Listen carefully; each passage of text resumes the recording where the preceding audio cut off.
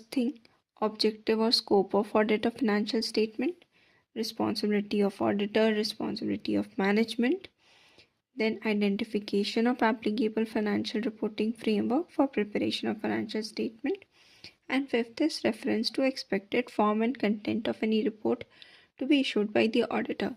फिर से engagement letter में क्या होना चाहिए?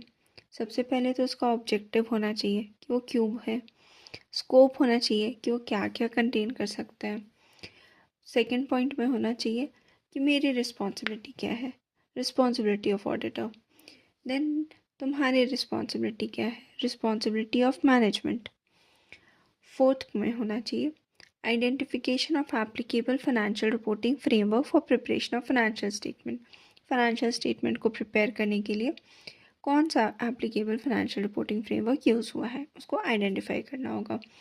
और फिफ्थ में reference to expected form and content of any report to be issued by the auditor.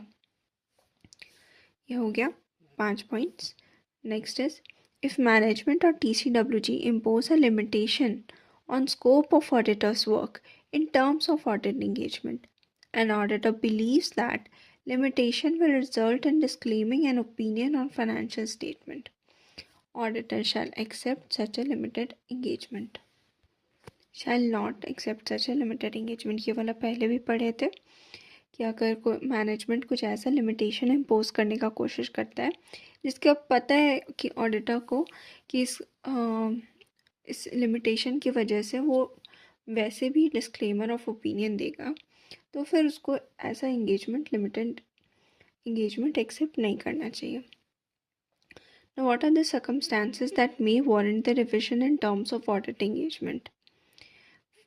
Factors where it is important to revise terms of engagement or to remind entity of existing terms.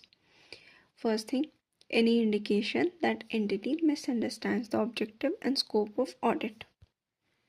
Second is any revised or special terms of engagement. Third is recent change. अब इसके बाद सारा points changes से related है।